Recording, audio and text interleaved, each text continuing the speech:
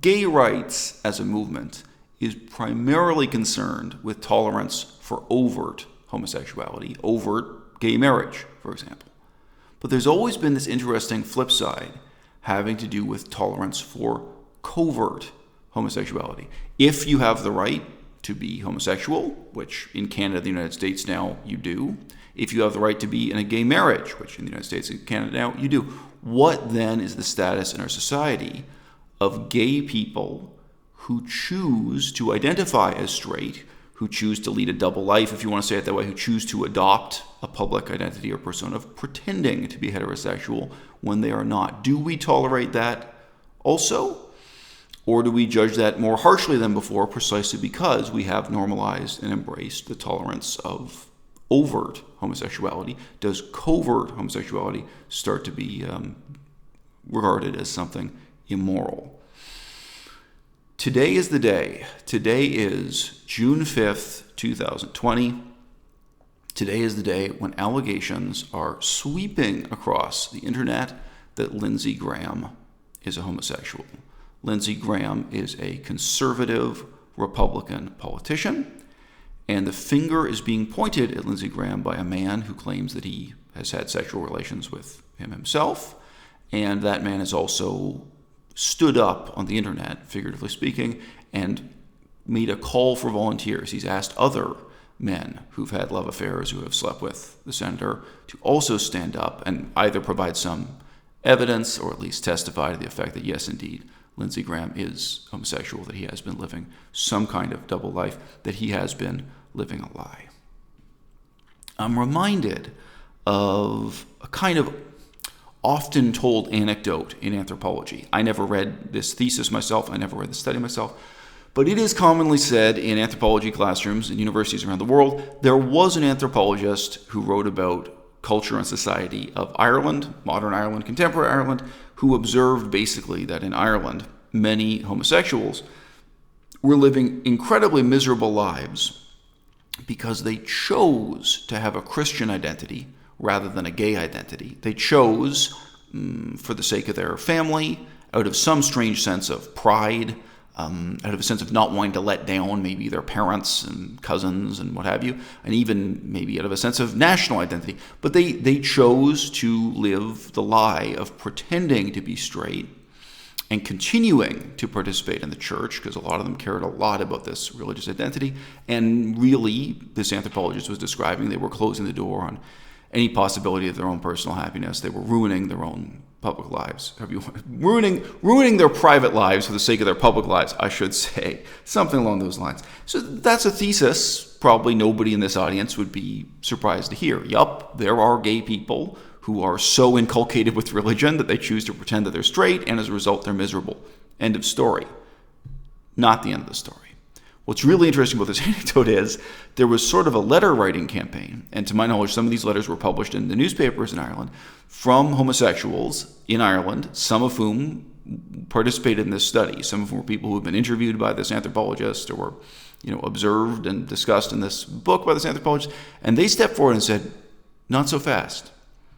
What you're saying here is really shallow and really judgmental and really wrong." And some of these homosexuals, again, it might have been 2 or 3 people, I don't know, I'm not saying it's a huge number, but some of them stepped forward and said, "Hey, there's more to life than sex and sexuality. Who are you to say that I'm miserable if this is how I choose to live my life?" Maybe they're perfectly happy that way. Maybe they value other things in their life, whether you think of those as spiritual or otherwise. They stepped forward and said, "Hey, wait, we have the right to live our lives on our term." They could say, to rephrase wildly, they could say, look, if you say you tolerate homosexuality, then you also have to tolerate or respect homosexuals who choose to live in the way that they did, which, again, to my knowledge, involved celibacy, if not outright self-hatred. When I was a much, much younger man, I would have agreed with the thesis that tolerating gay people includes also tolerating gay people who wish to appear publicly as straight. Gay people who would prefer to wear the mask, or, for example, a gay man who would prefer to have some kind of arrangement with a straight woman where they get married, even though they're aware that this guy is gay, that also has to be embraced, that also has to be tolerated. I would have argued, this is when I was a much younger man, that, people like Lindsey Graham, their sexuality is valid too, their sense of identity is valid too, and even if it seems kind of perverse and weird for people to publicly maintain the facade of being heterosexual while privately they're homosexual, that certainly has a tradition of many centuries, and that even though we're taking away the persecution of homosexuals, which of course goes back to the Dark Ages or goes back to antiquity to some extent, even though we're now taking away that persecution and we're now going to embrace and tolerate the gay identity as normal, that doesn't mean that we should therefore force an overt gay identity on those who would prefer to remain covert. That's cool too. I have lost this enlightened perspective just with the kind of peculiar experience that accumulates as you get older in life. You get to know couples where a straight woman married a gay man, and in a really subtle and perverse way, living with the lie ruined everyone's life in that family. Even though, from my perspective, being gay is not something to lie about. It's not something to conceal. It's not something you should have this kind of guilt about. But people do, and people involve a whole broader family unit. They involve all these other people in lying about it. And I think it's actually profoundly destructive. It doesn't just result in the gay person himself living a worse life. It can be devastating for a large number of other lives connected to him. I remember an interview with a female basketball player. So she was a white woman. I remember her being more than 6 feet tall, but I forget. And she had been a career female basketball player, and she had married a male basketball player. And that basketball player at that time, this is now over 7 years ago, he stepped forward and more or less claimed the title of the first openly gay player in basketball.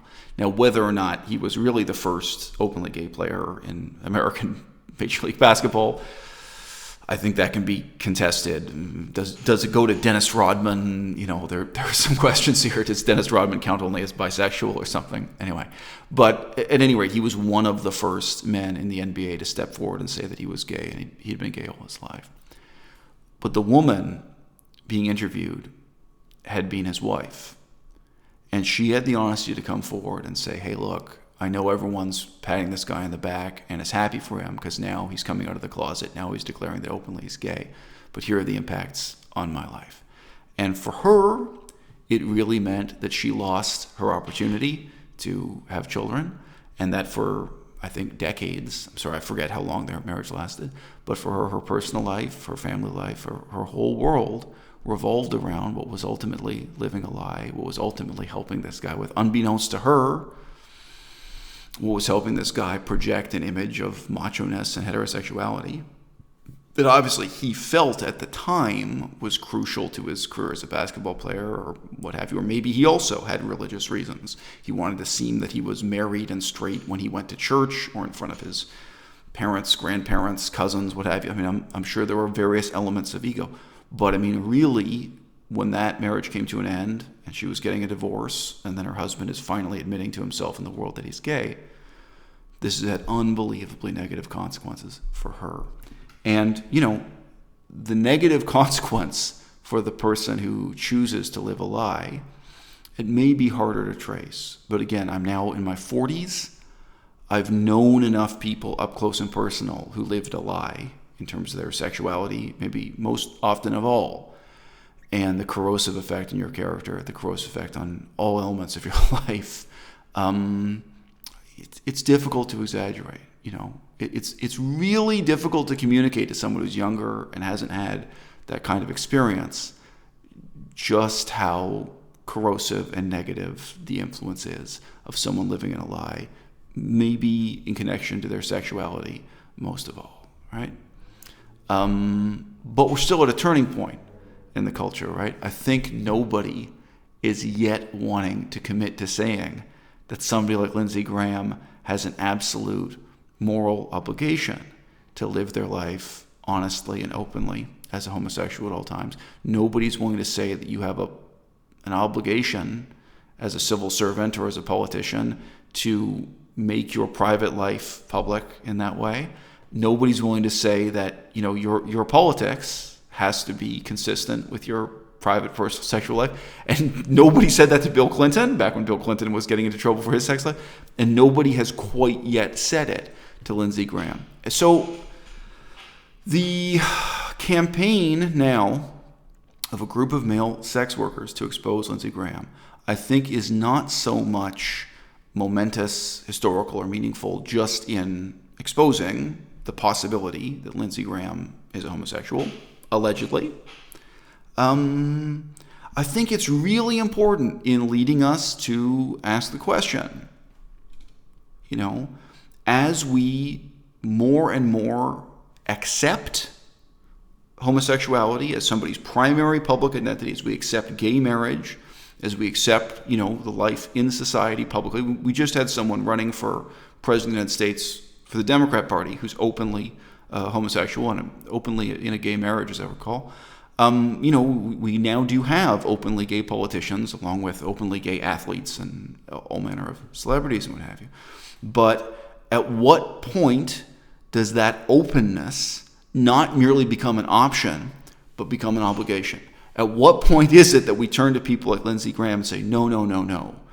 You don't get to choose to be a fake heterosexual.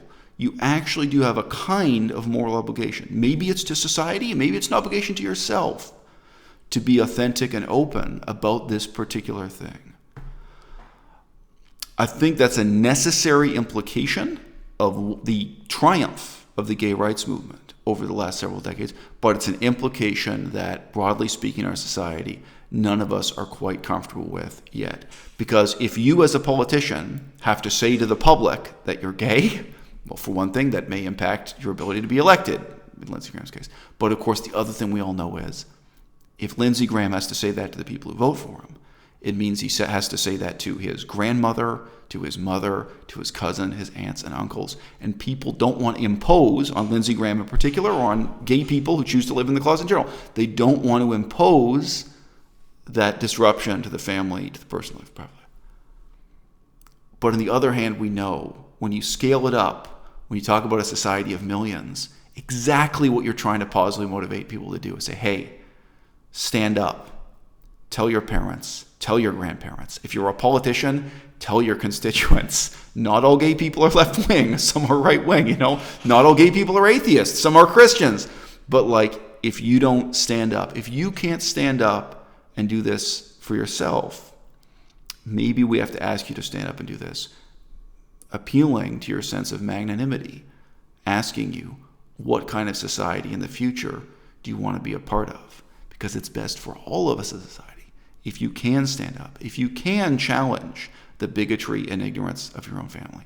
Because even if they react really negatively in that moment, they're going to come away with it, with that memory. Oh yeah, Uncle Lindsey, homosexuals, they aren't something far off. They aren't somebody you've never met. There are homosexual members of your own family, even if you don't know it yet. You have homosexual coworkers, even if you don't know it yet. By making it known, that ultimately is the necessary path to having a truly inclusive and truly tolerant society. I don't think we can have tolerance based on secrecy. And the knock-on effects of living a lie for the person living in the closet himself, for the members of their family, it's really just difficult to convey how corrosive that can be.